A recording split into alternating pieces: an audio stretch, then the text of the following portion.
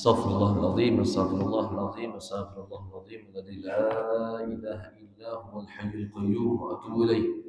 Al-Fatihah ila ruhi sayyidina Rasulillah wa ali sayyidina Rasulillah wa ashabi sayyidina Rasulillah sallallahu alaihi wasallam.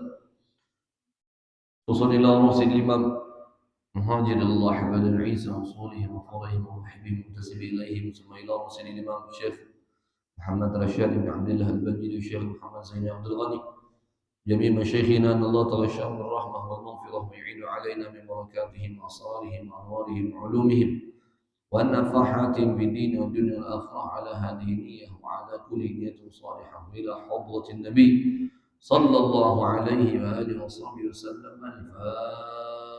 الفاتحة. أعوذ بالله من الشيطان الرجيم. بسم الله الرحمن الرحيم. الحمد لله رب العالمين الرحمن الرحيم مالك يوم الدين إياك نعبد وإياك نستعين اهدنا الصراط المستقيم صراط الذين أنعمت عليهم غير المغضوب عليهم ولا الضالين آمين. بسم الله الرحمن الرحيم. السلام عليكم ورحمة الله تعالى وبركاته. الحمد لله رب العالمين. الحمد لله الذي جمعنا وإياكم بعد أداء فريضة من فرائض الله سبحانه وتعالى. الحمد لله الذي جمعنا وإياكم في هذا المجلس الذي قال عنه صلى الله عليه وآله وصحبه وسلم: من سلك طريقا يلتمس فيه علما سهل الله له به طريقا إلى الجنة. سبحانك لا علم لنا إلا ما علمتنا إنك أنت العليم الحكيم واهدنا ووفقنا إلى صراطك المستقيم وعلى آله حق قدره ومقداره العظيم. أما بعد. Puji dan syukur kita haturkan kehadirat Allah Subhanahu wa taala yang dimana pada pagi hari ini Allah masih izinkan kita untuk dapat menunaikan salah satu kewajiban kita sebagai seorang hamba kepada Allah Subhanahu wa taala dengan kita mengerjakan salat subuh terlebih dalam keadaan berjamaah. Mudah-mudahan amal ibadah yang kita kerjakan diterima oleh Allah Subhanahu wa taala dan pahala dari amal ibadah yang kita kerjakan dilipat gandakan oleh Allah Subhanahu wa taala, dan mudah-mudahan ibadah demi ibadah yang telah kita lakukan dapat menggiring kita untuk masuk ke dalam surganya Allah Subhanahu wa taala. Amin. Allahumma amin. Dan dikatakan oleh baginda Muhammad, barang siapa yang berjalan di jalan menuntut ilmu, maka jalan menuju surga bagi mereka dimudahkan oleh Allah. Karena orang-orang kita ini tidak dapat memperbaiki kualitas ibadah kita. Kita ini tidak dapat memperbaiki kualitas akidah atau keyakinan kita. Dan kita ini tidak dapat memiliki akhlak yang mulia kecuali setelah orang-orang kita belajar atau menuntut ilmu. Setelah kita belajar menuntut ilmu, maka orang-orang kita akan dapat memperbaiki kualitas dari keimanan kita, kualitas dari ibadah kita, dan hal-hal lainnya. Oleh karena itu, menuntut ilmu ini merupakan kewajiban yang diwajibkan oleh Allah Subhanahu wa taala kepada setiap hamba-hambanya. Untuk apa? Untuk mereka dapat menghambakan diri kepada Allah sesuai dengan apa yang Allah inginkan, bukan sesuai dengan apa yang diinginkan oleh hamba ketika mereka menyembah Allah Subhanahu wa taala. Kita yang harus menyesuaikan dengan keinginan yang diinginkan oleh Allah, bukan Allah yang menyesuaikan dengan keinginan kita. Oleh karena itu dikata oleh Nabi, man salaka tariqan, siapa orang yang berjalan di jalan menuntut ilmu, maka jalan menuju surga dimudahkan oleh Allah bagi mereka. Mudah kita masuk surga beratan.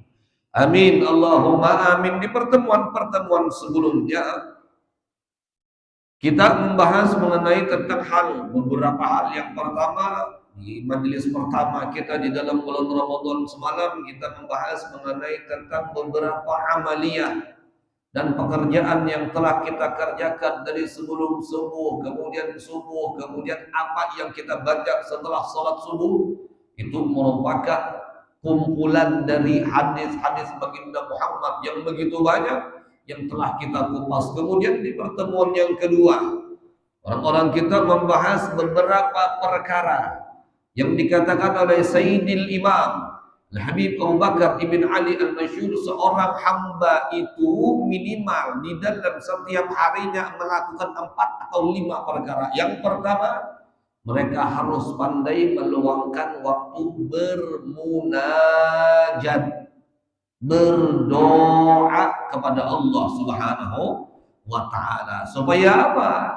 Ketika seorang hamba Allah ta'ala berdoa, ketika seorang hamba Allah ta'ala bermunajat, maka ketika itu mereka menyadari bahwa mereka tidak memiliki apa-apa, dan mereka adalah orang yang berhajat kepada Allah Subhanahu wa ta'ala. Oleh karenanya dikatakan oleh para ulama, berdoa seorang hamba kepada Allah Subhanahu wa ta'ala itu pun juga merupakan salah satu gambaran penghambaan yang baik dari seorang hamba kepada Allah Subhanahu wa ta'ala. Kan waktu-waktunya sudah disebutkan, kemudian tempat-tempatnya pun juga sudah disebutkan, keadaan-keadaan yang menjadikan sebab doa-doa dikabulkan. Mudahan kita berdoa saat ini di tempat ini, apapun yang kita inginkan, baik perkara dunia ataupun perkara akhirat kita, mudah-mudahan dikabulkan oleh Allah Subhanahu wa ta'ala. Dan doa kita yang paling besar pula di masa-masa atau di hari-hari seperti ini, harapan kita mudah-mudahan kita dipertemukan dengan Lailatul Qadar. Tapi di zaman kita sekarang, kalau orang-orang dulu yang mereka nanti adalah Lailatul Qadar semata ketika mereka berada di dalam bulan Ramadan. Karena kan dikatakan oleh Allah, Lailatul Qadri khairun min alfi syahr. Malam kemuliaan yang disebut dengan Lailatul Qadar itu lebih baik daripada 1000 bulan. Dikatakan oleh para ulama 83 tahun sekian bulan. Untuk 1000 bulan tersebut, Masya Allah. Sementara umur kita aja ada yang sampai 80-an lah. Ya Allah, mudah kita panjang umur berataan dan kita sehat walafiat berataan. Satu malam yang kita beribadah pas ketika itu berbarengan dengan malam Lailatul Qadar, maka 83 tahun pahala ibadah yang kita dapatkan. Masya Allah. Untuk mana 10 tahun terakhir biar ibadah berhimat di 10 terakhir bulan Ramadan, maka kaliannya kali 10, 830. Makanya umat Nabi Muhammad ini adalah satu-satunya umat yang memiliki jumlah umur paling handap, tapi pahalanya mengalahkan umat-umat terdahulu yang ratusan tahun mereka beribadah kepada Allah Subhanahu wa ta'ala.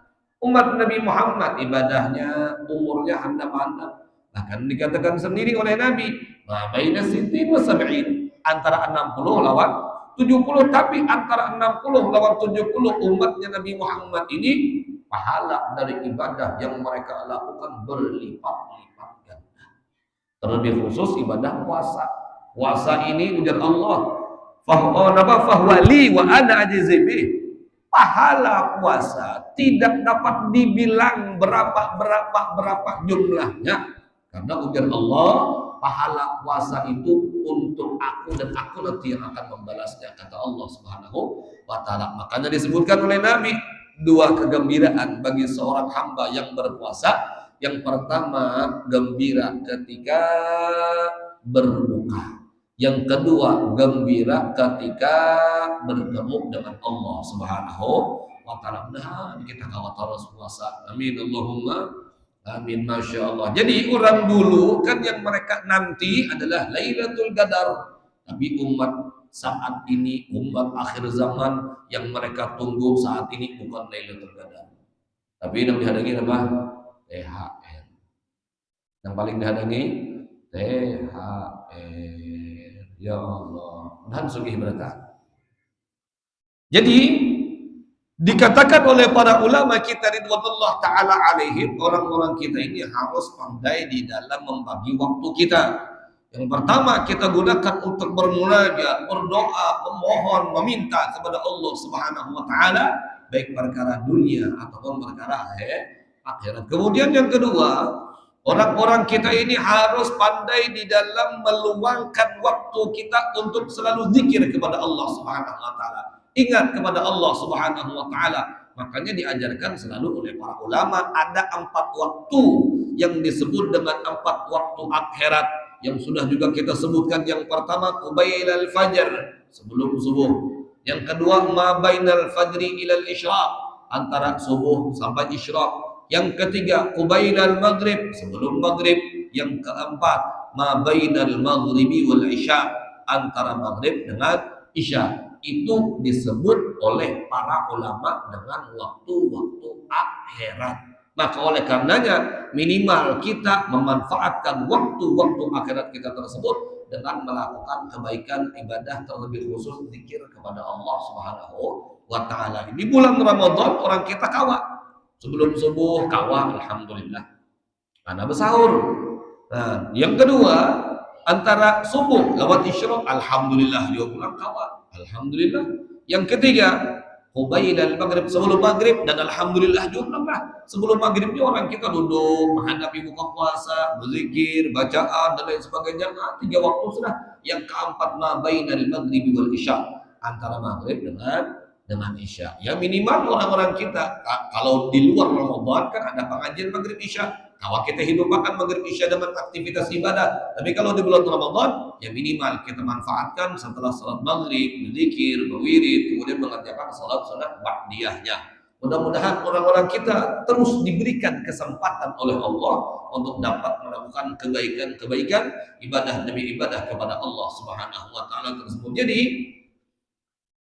dikatakan oleh Sayyidil Imam Syekh Aun Mu'in Al-Qaddumi, seorang hamba Allah Ta'ala itu mereka sepaling minimal zikir yang mereka amalkan di dalam setiap harinya ada 3. Yang pertama istighfar, yang kedua la ilaha illallah, dan yang ketiga salawat kepada baginda Muhammad sallallahu alaihi wasallam. 3 zikir ini disebut dengan zikrul asas, zikir paling dasar yang harus diamalkan setiap hari oleh manusia. Yang pertama istighfar. Nabi Muhammad sendiri beliau mengatakan, inni la astaghfirullah ta'ala fi kulli yawmin mi'ata marrah. Kata Nabi, aku sendiri beristighfar di dalam setiap harinya itu 100 kali. Nabi Muhammad kada berdosa. Nabi Muhammad kada pernah melakukan kesalahan. Nabi Muhammad kada pernah melakukan maksiat. Nabi Muhammad kada pernah melakukan hal yang tidak diinginkan oleh Allah. Tapi kenapa Nabi Muhammad beristighfar? Nabi Muhammad beristighfar mengajari bubuhan kita.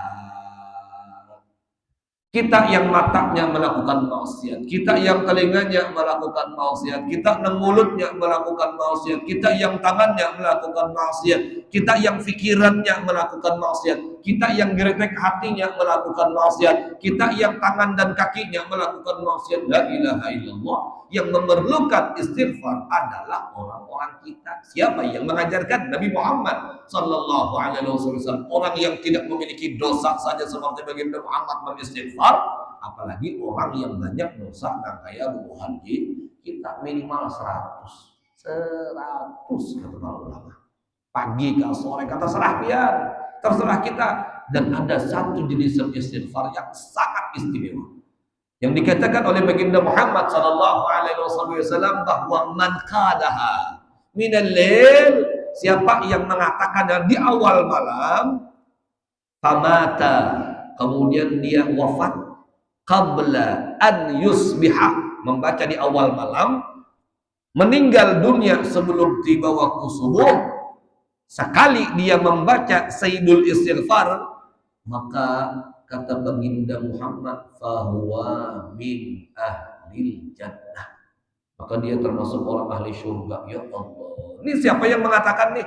Nabi Muhammad. Ada pernyataan dari Nabi yang Nabi Muhammad beliau mengatakan barang siapa yang membaca Sayyidul Istighfar di awal malamnya, kemudian dia wafat sebelum tiba waktu subuh, maka ia termasuk orang ahli surga. Siapa itu yang mengatakan baginda Muhammad sallallahu alaihi wasallam. Allahumma shalli ala Muhammad. Kemudian bagi ujar Nabi, wa man qalaha minan nahar, dan siapa yang mengata istighfar tersebut di pagi harinya, Kemudian apa? Famata qabla an yumsiya, kemudian dia wafat sebelum tiba waktu sore. Apa kata baginda Muhammad? Fahuwa min ahlil jannah. Maka langsung bahasa Nabi itu, inya ujar Nabi, termasuk orang ahli surga. Kira-kira buat kita ini banyak aja para hafal, tapi pertanyaannya yang mengamalkannya adalah tidak.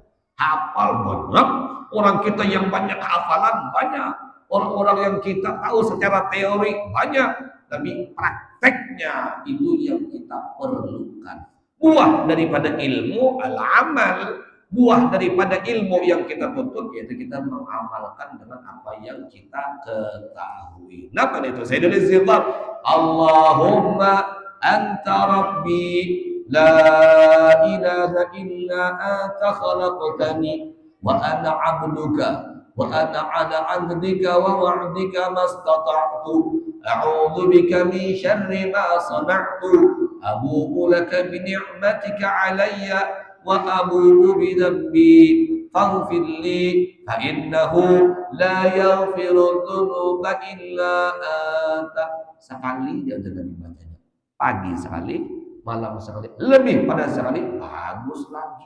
Nah, itu yang pertama. Yang kedua, orang-orang kita ini dituntut oleh para ulama untuk membiasakan diri mengucap kalimat la ilaha illallah. Mengucap kalimat la ilaha illallah, karena dikatakan oleh Nabi Muhammad, seseorang itu nanti kelak akan wafat sesuai dengan kebiasaan yang biasa dia lakukan selama mereka hidup di dunia. Kalau kita sudah membiasakan diri mengucap la ilaha illallah, la ilaha illallah, harapan besar kita di akhir kehidupan kita dapat mengucap la ilaha illallah. Karena ujar Nabi, man qala la ilaha illallah fi akhir umrihi dakhala al-jannah. Siapa orang yang mengatakan di akhir kehidupannya kalimat la ilaha illallah, maka ujar Nabi Muhammad masuk surga orang itu. Ya Allah, ya Allah. Tapi kalau kita kadang membiasakan diri setiap hari, sulit, berat. Orang-orang kita untuk di akhir kehidupannya ingat dengan Allah Subhanahu wa ta'ala seperti itu, makanya dilatih. Nah, di latihan kita membaca setiap hari la ilaha illallah. Kalau kita lihat biografi para ulama, manaqib para ulama, mereka adalah orang-orang yang selalu membaca zikir la ilaha illallahnya sampai puluhan ribu, bahkan ada yang sampai 24.000 di dalam setiap harinya. Bayangkan dia 24.000 adalah bukan kita nang sanggup la ilaha illallah tahlilan orang bertahlil arwah bahawal aja gitu, belum tentu guring jadi kita. Belum tentu guring sudah. Masya Allah. Itu 100 saja. Tadi baca oleh guru Ipin aja. Ayo banyak aja dan guringnya. Apalagi jangan 1000. Masya Allah, tabarakallah. Jadi kita harus membiasakan untuk berzikir, bacaan seperti hal yang demikian. Harapan kita supaya orang-orang kita terbiasa mengucap kalimat tersebut, sehingga di akhir kehidupan kita akan diizinkan mengucap kalimat la ilaha illallah. Karena kan manusia ini yang dilihat itu akhirnya, awalnya nanti apa, tapi akhirnya yang dilihat oleh Allah Subhanahu wa ta'ala. Makanya doa kita imam sembahyang, ya Allah biha ya Allah biha ya Allah bi husnil khatimah. Itulah doanya, mengharap di akhir kehidupan kita husnul khatimah, keimanan yang sempurna diberikan oleh Allah Subhanahu wa ta'ala. Jadi akhir kehidupan. Dan dikatakan oleh para ulama ridwanullah taala alaihim bahwa bila mana seorang hamba Allah taala itu sudah berumur 40 tahun lebih dan dia masih tidak dapat merubah kebaikannya dari yang keburukan menjadi kebaikan, ditakutkan oleh Allah orang tersebut wafat dalam keadaan su'ul khatimah. Jadi dikatakan oleh Sayyidina Imam Al-Habib Abdullah bin Alawi Al-Haddad di dalam beberapa kitab beliau, bila mana 40 tahun sudah, 40 lebih sudah, 40 50, kelakuannya masih hanya lagi ada baik, ada mau melakukan kebaikan-kebaikan, salat, puasa, kemudian melakukan kebaikan lainnya, karena mau, maka ditekutanakan ujar Imam Abdullah bin Al-Haddad, orang itu wafat su'ul khatimah. Alhamdulillah min dzalik, ini mudah-mudahan kita su'ul khatimah pada tahun.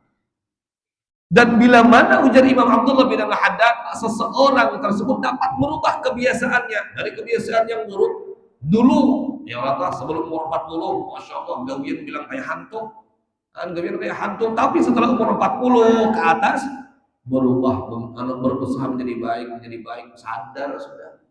Nah, maka orang tersebut adalah orang yang diinginkan oleh Allah wafat husnul khatimah.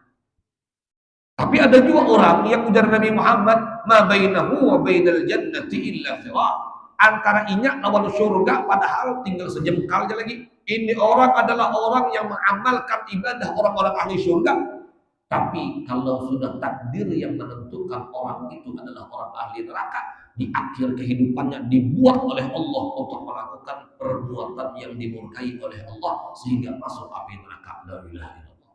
Ada pula kata baginda Muhammad, sebagian orang, sebagian hamba-hamba Allah yang dimana mereka selama hidup di dunia menggawi-gawian yang kada baik, tapi di akhir-akhir kehidupannya diizinkan oleh Allah untuk melakukan kebaikan, maka sehingga orang tersebut dimasukkan oleh Allah Ta'ala ke dalam surga. Tapi kita jangan menghadang umur 40 hanya berubah. Oh, kalau kayak itu gue menghadang 40 aja kita hanya berubah. Kalau nyawa tahu bila nyawa mati, ya Allah, ada nang tahu buat kita nih bila kita mati. Ada nang tahunnya, ada umur belasan tahun, ada umur 20-an tahun, ada umur 30-an tahun meninggal. Ayo. Maka oleh karena itu orang-orang kita jangan menunggu umur 40 ke atas hanya membuat baik, hanya bertaubat, bukan apa. Jadi karena kematian itu dirandom itu disembunyikan oleh Allah Subhanahu wa taala. Tidak ada yang tahu kapan kematian itu akan menjemput salah seorang di antara kita. Oleh karenanya berusahalah untuk menjadi yang terbaik untuk diri kita sendiri. Karena ujar Allah, qu anfusakum wa ahlikum nara. Jaga diri kalian dan keluarga kalian dari siksa api neraka. Maka oleh karenanya orang-orang kita diajarkan tadi oleh para ulama untuk mengucapkan zikir la ilaha illallah. Itu yang kedua. Yang ketiga, orang-orang kita ini disuruh untuk memperbanyak salawat kepada Nabi Muhammad sallallahu alaihi wasallam. Memperbanyak salawat itu bukan hanya di bulan Maulid saja atau di bulan Sya'ban saja, karena dikatakan dan disebutkan dalam riwayat Sya'ban itu adalah bulan di mana Allah Subhanahu wa taala menurunkan kalimat innallaha wa malaikatahu yusholluna 'alan nabi. Lalu orang-orang kita memperbanyak salawat di bulan Sya'ban saja atau di bulan Maulid saja, tidak. Coba kita perhatikan. Sepaling baik hari adalah hari Jumat. Paling baik hari adalah hari Jumat. Itu sudah tahu kita sebenarnya.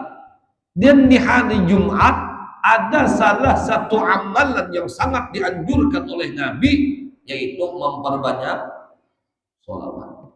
Kalau ini secara logikanya kita kata para ulama, kalau misalkan orang-orang kita tahu dan sadar membaca sholawat kepada baginda Muhammad itu mendapatkan khususiat keistimewaan yang sangat luar biasa, dipilih kita memperbanyak membacanya di hari yang paling baik, maka di hari-hari yang lain pun juga lebih utama.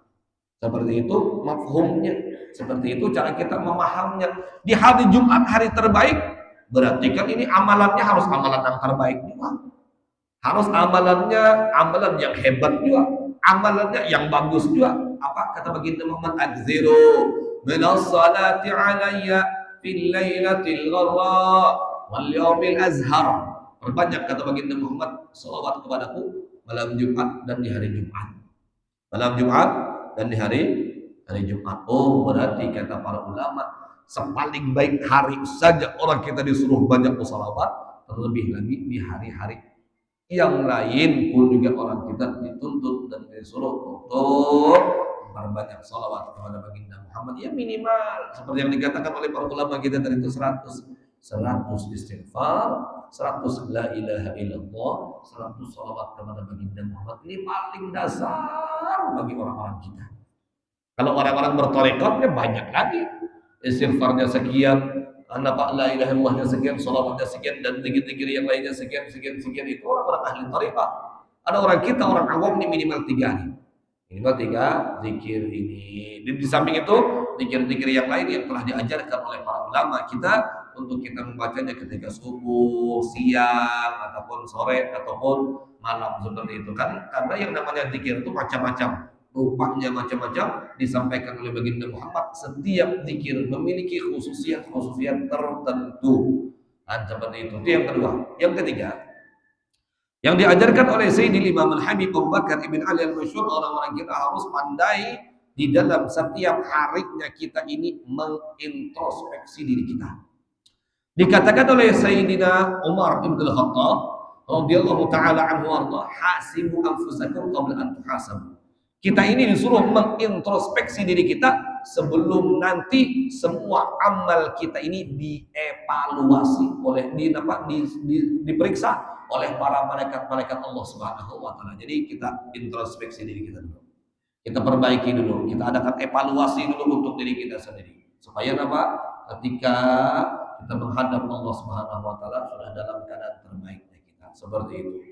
Dan bila mana kan kita berada di dalam bulan Ramadan, ada perlu beberapa introspeksi yang harus kita lakukan. Yang pertama, pertanyaan yang harus kita tanyakan kepada diri kita, bagaimana kita dengan sholat tarawih? Ini sudah 19 malam. Malam ini sudah masuk malam ke-20. Parak sudah 10 terakhir di bulan Ramadan. La ilaha illallah. Ayo, tanya diri kita masing-masing. Berapa kali sudah kita kena sembahyang tarawih? Karena uyuh, karena haur, karena ini, macam-macam alasannya.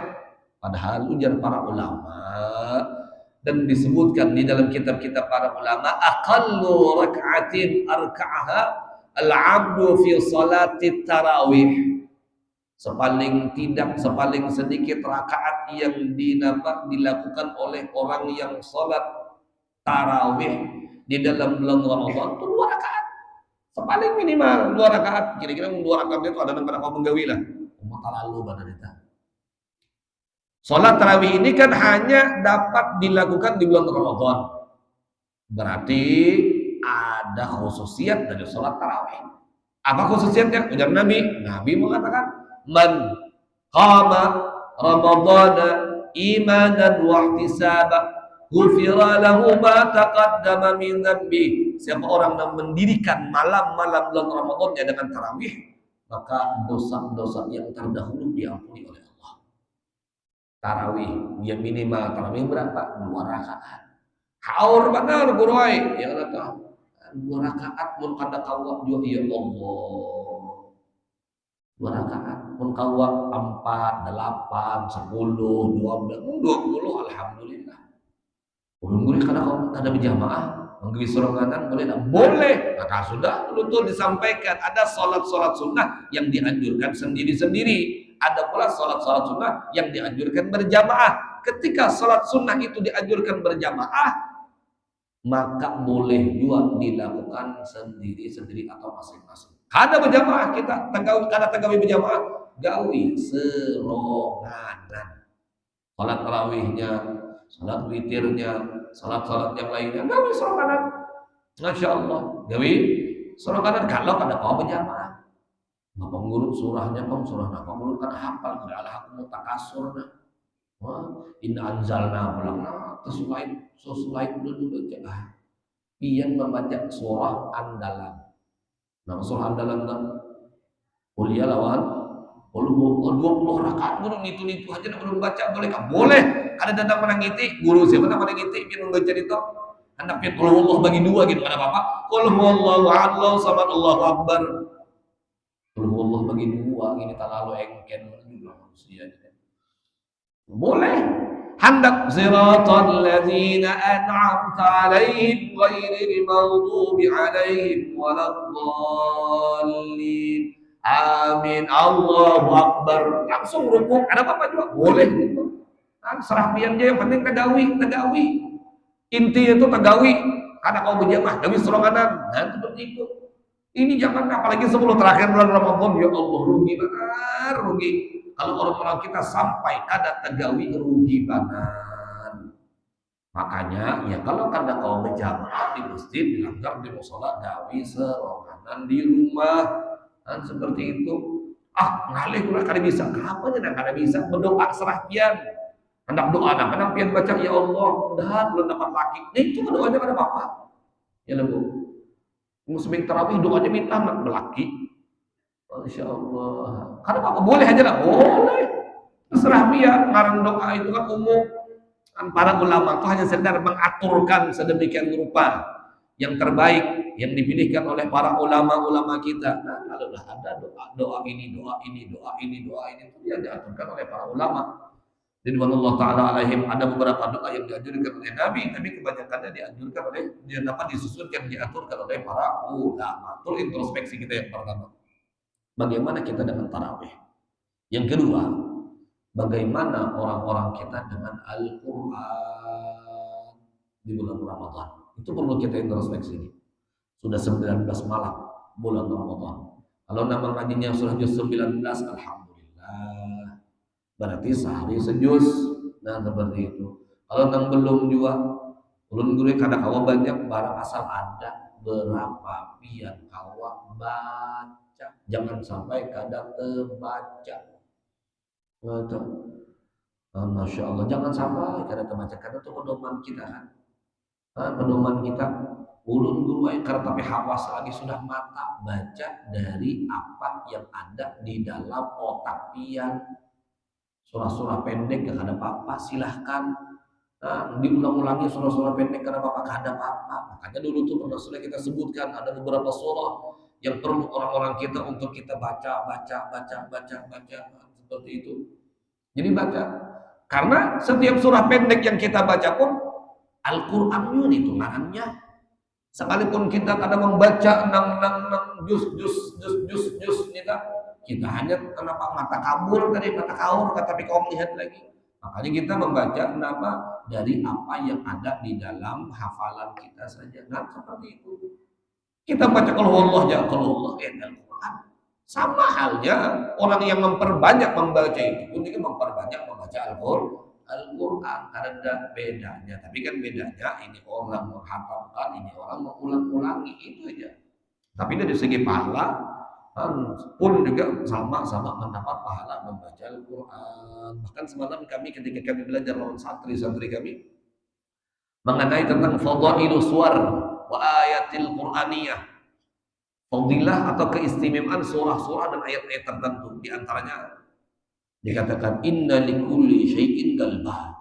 Setiap sesuatu itu memiliki jantung atau hati. Wa qalbul Qur'an Yasin.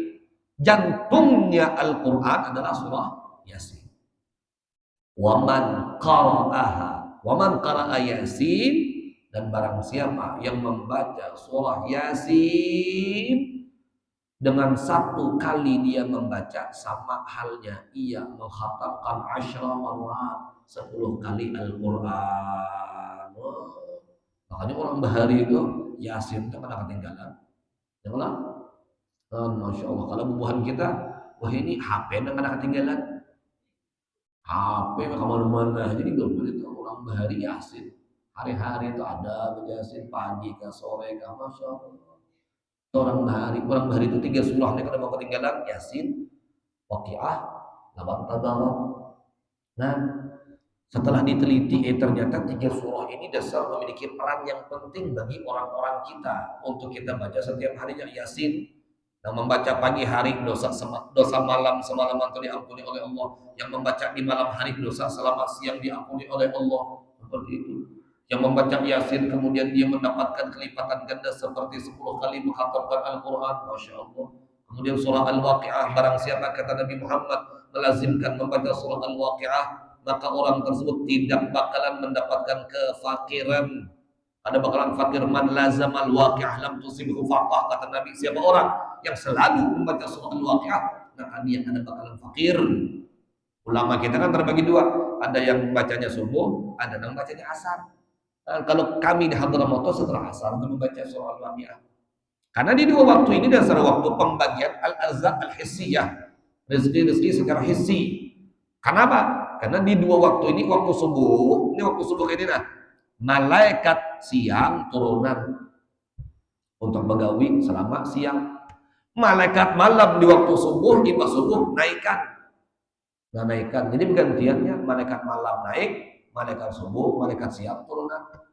Setelah di waktu asar, malaikat siang naikkan, malaikat malam turunan. Itu bergantian juga para malaikat Allah Subhanahu wa Ta'ala. Oleh karenanya yang mereka bawa apa? Yang mereka bawa adalah apa yang akan dilakukan oleh manusia itu di hari atau di waktu-waktu tersebut. Oleh karenanya rezeki-rezeki yang dibawanya dan hal-hal lain sebagainya, maka oleh karenanya di antara waktu pembagian rezeki di dalam setiap harinya kita waktu subuh asar ini, makanya para ulama kita kadang mau meninggalkan Al-Waqi'ah, bisa subuh dibaca, bisa asar, seperti itu. Itu yang kenapa? Yang ketiga, surah Al-Mulk atau surah Tabarak. Ujar Nabi Muhammad, inna fil Qur'ani la ayatan. Di dalam Al-Quran itu ada 30 ayat, salasina ayatan, ada 30 ayat. Siapa yang membaca 30 ayat tersebut, maka dia amina min azabil qabri, aman dari siksa kubur.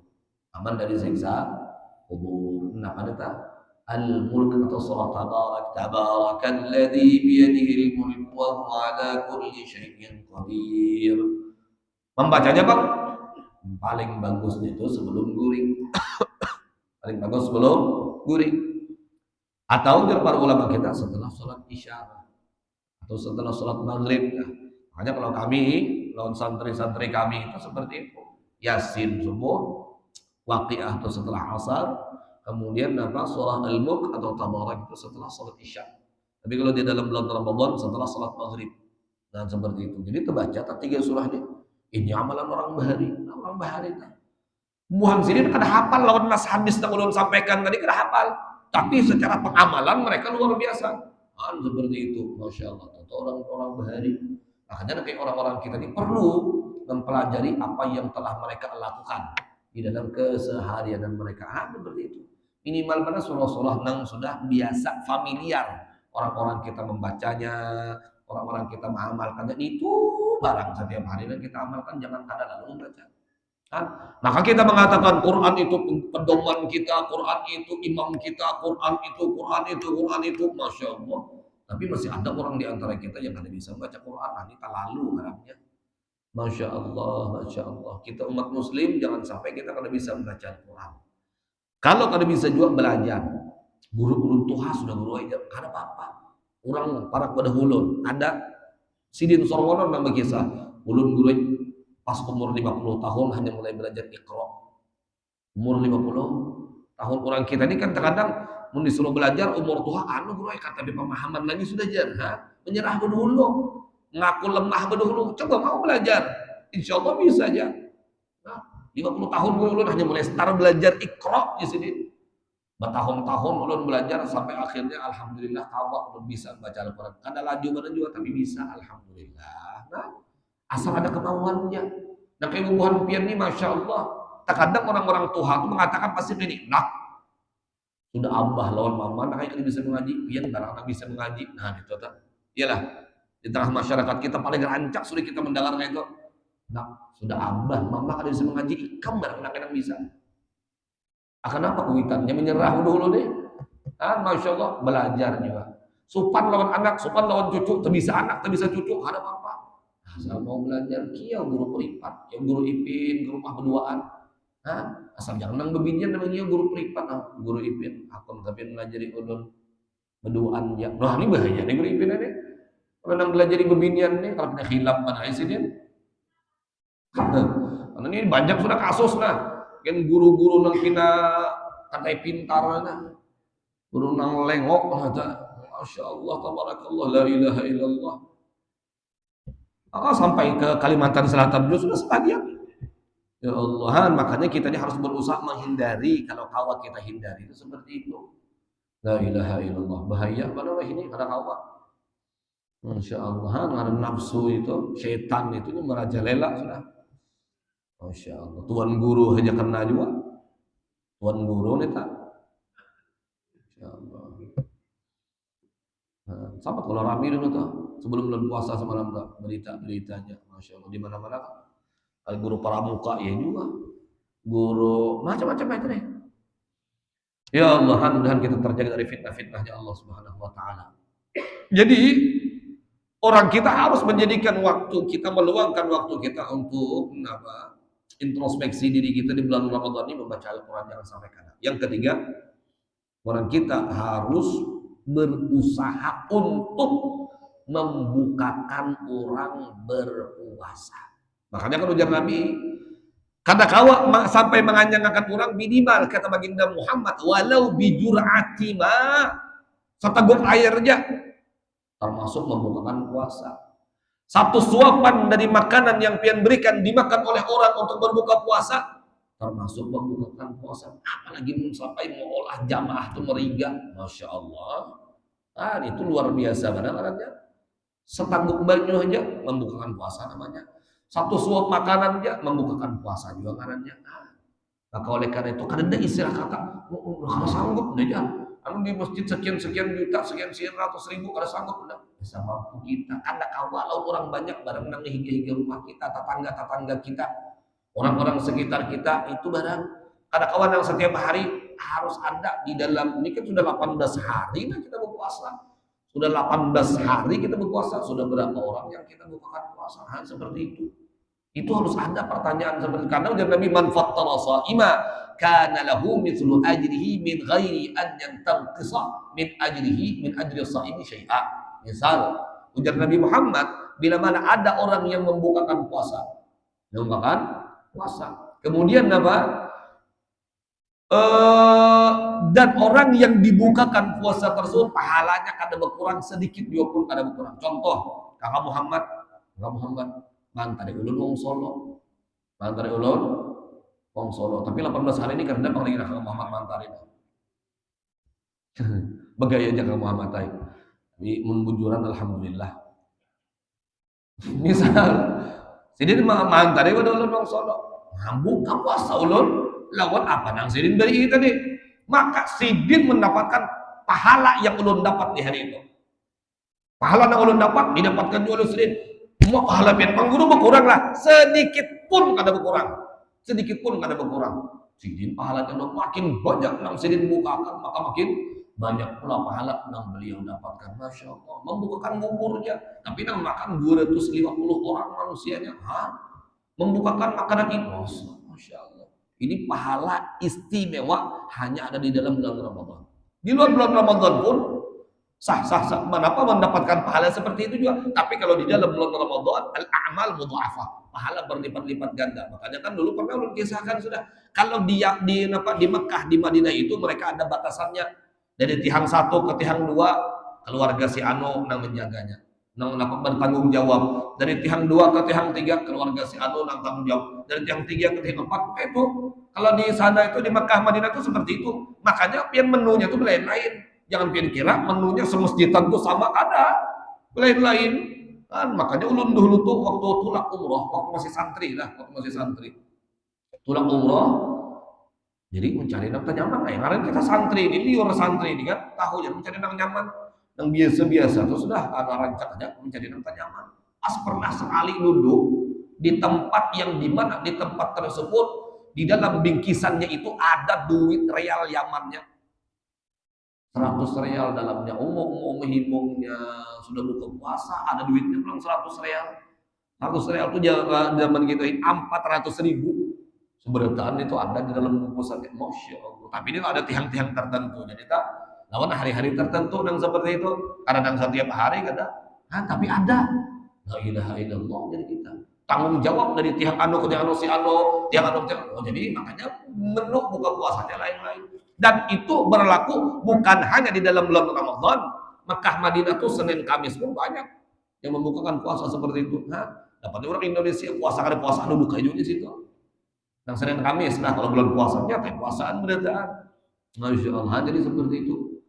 Ulun takuni pernah ulun rancak menakuni buah muslimin tak. Kada 1-2 orangnya ulun survei. Jadi ulun nyam mau paman. Nah, kalau ulun bisa bahasa Arab. Kalau bubuhan pian mendelon orang Arab kayak apa? Takunya ya paman. Ini pian ini sudah berapa tahun? Udah sidin kada mau dihitungi. Karena penjagaan ini sudah dari nenek moyang kami dulu ya sendiri sampai kami abah, kai, datuk, di atas pada datuk nama lagi. Pokoknya sampai dari mulai bahari kala sudah kayak itu. Masya Allah, luar biasa. Makanya kalau bulan Ramadan di sana tuh luar biasa, unik, hebat dan luar biasa di tanah Makkah Madinah itu sangat-sangat luar biasa. Mudah yang belum pernah umrah haji kau tolong Allah kau tolong haji. Amin Allahumma amin. Itu introspeksi yang ketiga yang perlu orang-orang kita. Karena kan orang-orang kita ini sudah berada hampir di 10 terakhir aja dah. Tinggal berapa hari? 12 hari terakhir lagi melawan hari ini. Masya Allah. Mudah-mudahan kita kawan juga berbagi, membuka puasa atau lain-lain sebagainya. Dan mudah-mudahan orang-orang kita termasuk orang-orang yang beruntung dunia dan akhirat. Amin Allahumma amin. Dan perlu informasikan juga karena semalam tetamu lawan Ipin di mana apa di unit penerimaan zakat. Nah, jadi semalam berpenderan juga lawan bubuhan sana ujar sidin guru sebenarnya kalau misalkan ada tempat-tempat ilegal itu bahasanya penerimaan zakat dengan tanpa unit itu bisa kena hukuman pidana. Nah, jadi hati-hati juga, makanya lebih baik kita mengirim zakat kita ke tempat yang ada tulisannya UPZ, unit penerimaan zakat. Sudah ditempel kan ya? Sudah ke belum Pak? Sudah? Belum?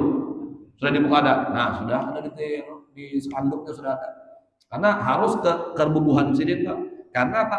Mereka itu adalah orang-orang yang resmi dipilih. Sekalipun kada dilantik secara langsung oleh pemerintah, tapi itu mereka adalah orang pilihan yang sudah tertera di dalam struktur. Nah, seperti itu. Jadi kita lebih baiknya, lebih amannya mengeluarkan zakat kita arahkan kepada tempat-tempat yang ada tulisan UPZ-nya seperti itu. Atau di mana mereka ada juga yang ada bertulisan itu, ada berspanduk itu, tapi resmi.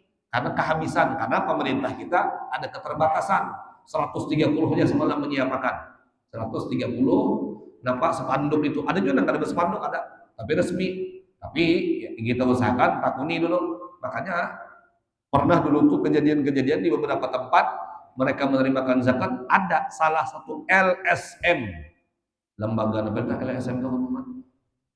Nah itu lembaga swadaya masyarakat yang terkadang mencari tahu pian ada anunya kah, ada suratnya kah, ada izinnya kah. Nah itu karena itu penting karena bubuhan yang tertulis sudah tertera di dalam itu mereka adalah orang-orang yang resmi diangkat sudah oleh pemerintah sekalipun ada dilantik secara langsung. Jadi kita serahkan zakat kita ini kan para saudara rami orang Semarang sudah mengeluarkan zakatnya. Dan seperti itu. Jadi nasihat ulun secara pribadi ke tempat yang di situ ada tulisan UPZ-nya karena mereka resmi. Kalau misalkan menapak musola, langgar atau tempat-tempat lain belum terdaftar, daftarkan jangan apa-apa, daftarkan.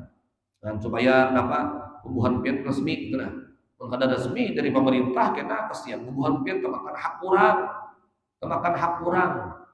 Bubuhan pian belum panitia, apa nang ngangkat pian siapa, nang melantik pian siapa, itu nanti mengeradau jadi mengaku-ngaku ya kena jangan. Kalau ada ujar bubuhan sana semalam tuh polisi atau penyindakan hal yang demikian itu bisa kena pidana guru jangan. Masya Allah.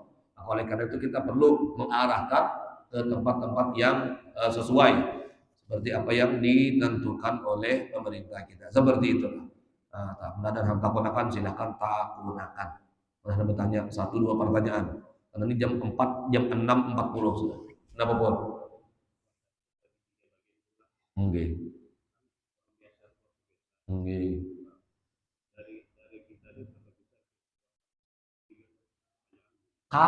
Semua manusia memiliki kesempatan untuk mencapai derajat ketingkatan puasa. Ada 3. Ada puasa awam, puasa khas, ada khawasul khawas. Itu tingkatannya. Puasa orang awam ya, kayak Tuhan kita kata menahan lapar, haus, dan menahan dari sesuatu yang membatalkan. Puasa khawasul khawas itu kawan. Orang-orang kita itu tergantung kitanya, hanya lagi menyetel diri kita untuk kelompok 1 kan, 2 kan, 3 kan. Nah seperti itu. Membubuhkan kita kelompok 1 itu syukur pada sudah. Kalau menaikkan ke kelompok 2 itu sudah luar biasa. Kalau mau naik ke tingkatan yang paling tinggi itu khawasul khawas itu sangat luar biasa. Masya Allah. Tergantung kitanya kan. Kitanya yang menyetel.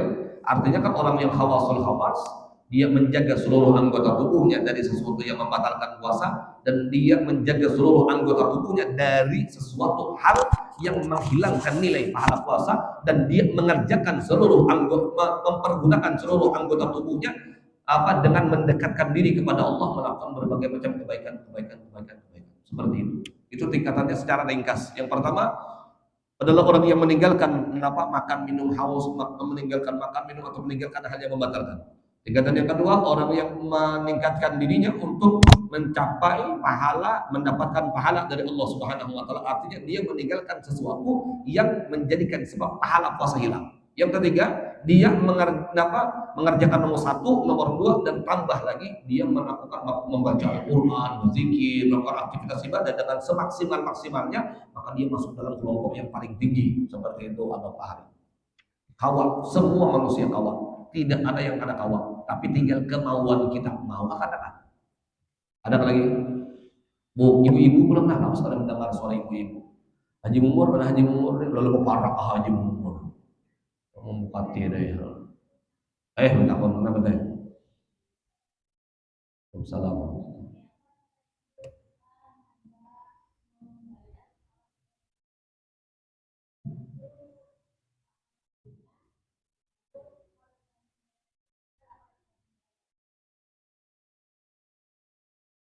Oke, sudah. Membayar sholat, betul lah. Membayar sholat. Orang lawas-lawas sudah. Kan kita ini kada tahu yang apakah ketika kita di zaman jahiliyah, bahasanya zaman jahiliyah lah. Kalau guru-guru kita tuh mengumpamakan seperti itu, zaman jahiliyah yang kita sembahyangnya belang kambingan, wayah-wayah sembahyang, wayah-wayah kada apa kayak apa cara dan solusinya kita. Kalau kita tahu dan yakin kita memiliki qadaan, tahu dan yakin kita memiliki qadaan, sementara kita kada tahu berapa hari-harinya, maka dikatakan oleh para ulama, semampunya kita kerjakan, semaksimal kita kerjakan. Bila mana lebih daripada batasan hari dari waktu qadha yang kita kerjakan, maka sholat qadha tersebut menjadi nilai pahala sunnah. Menjadi nilai pahala sunnah. Adapun waktunya itu bebas. Nah, selama 24 jam ini tidak ada larangan seperti sholat-sholat yang lain dalam sehari semalam. Kalau kita kan imbas sembahyang subuh itu diharamkan sholat. Kada boleh sholat sampai waktu isyraq. Setelah asar kada boleh mengerjakan sholat sampai waktu terbenam matahari atau sampai waktu maghrib. Tapi kalau sholat qadhaan boleh. Ngarannya bayar utang tuh di waktu apa aja boleh, silahkan. Bayar utang sholat tuh di waktu apa saja boleh. Imbas subuh, imbas asar, ada apa-apa. Ataupun yang paling bagus supaya menghindari fitnahan dari sebagian orang. Oh ini sembahyang apa ini aja? Oh ini sembahyang apa? Bingung orang. Batakon bilang orang, makanya sembahyang karena boleh di waktu seperti ini. Kenapa disembahyang? Nah, jadi kita bisa kita memilah dan memilih. Boleh saja 5 waktu sekaligus pian kumpulkan di dalam satu waktu. Boleh. Zuhur, asar, maghrib, isya, subuh. Masya Allah. Kan kurun waktu 10-15 menit untung pian 5 waktu salat pian. Di satu waktu pun boleh. Bebila saja boleh ngaran mengkodo itu kadang waktu larangannya kadang boleh lain sholat sunat. Kalau sholat sunat ya tadi ada kadang boleh setelah sholat subuh sampai isyraq, setelah asar sampai maghrib. Jadi sementara kita kada tahu bang bilangannya berapa kali berapa hari kita kada mengerjakan sholat, maka biar para ulama diperkirakan kalkulasinya saja kemudian kita tunaikan. Kalau misalkan lebih, yang lebih tadi masuk pahala sunnah, seperti itu kira-kira Bu. Masya Allah. Bila kurang jelas juga kita datangi ulun nggak sembahyang maksudnya ulun, sebab ulun kada mendengar mana pertanyaannya kan itu jauh benar ya. Nah, kawan kada dijuluki ipin mikrofon biasanya begini. Ada apa lagi? Pun.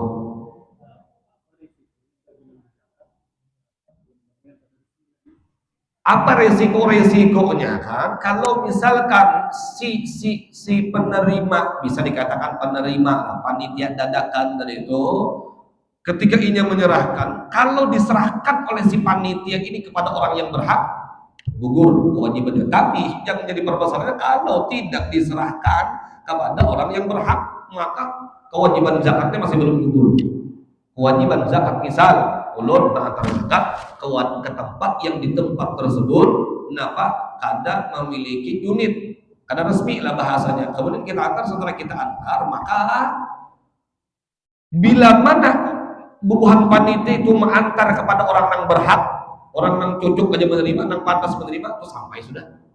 Tapi bila mana diberikan kepada orang yang kada berhak, kami panitia lalu menerima sini pada sini mampunya, nah ini jadi masalah. Maka kenapa kewajiban zakat oleh orang yang berzakat tadi belum gugur seperti itu. Nah seperti itu tak.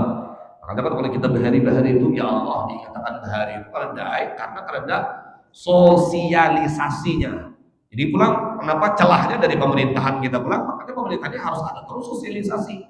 Jangan mengandalkan ulama dan mensosialisasikan sementara mereka ada konfirmasi dengan ulama. Makanya seharusnya mereka tuh menyampaikan dengan para pendai, para penceramah, harus disosialisasikan. Kayak ini nah, disosialisasi namanya. Padahal Tuhannya kan menyuruh ulun, tapi ulun hendak supaya gawian ibadah kita bagus. Nah itu. Makanya ulun sampaikan seperti itu. Karena sekarang kata ulun ipin, berarti Tuhan ini sudah KPZ. Ternyata unit penerimaan zakat seperti itu. Seperti itu kan. Nah, sudah ya, hendak bertakwa memang duduk di istilahnya. Al-Fatihah. Alhamdulillah minasyaitonirrajim. Bismillahirrahmanirrahim. Alhamdulillahirabbil alamin arrahmanirrahim maliki yaumiddin. Iyyaka na'budu wa iyyaka nasta'in. Shiratal mustaqim shiratal ladzina an'amta 'alaihim ghairil maghdubi 'alaihim amin. Amin ya Allah. Bismillahirrahmanirrahim. Alhamdulillahirabbil alamin. Allahumma shalli wa sallim ala sayyidina Muhammad wa ala alihi Allahumma rabbana taqabbal minna innaka antas samiul 'alim wa tub 'alaina innaka antat tawwabur rahim. Allahumma warzuqna al-ikhlas fi talabil 'ilmi wa fi nashri fi jami' ta'at sallallahu alaihi wasallam Muhammad wa nabiyyi wa ala alihi wasallam. Alhamdulillahirabbil alamin. Baik, isyraq.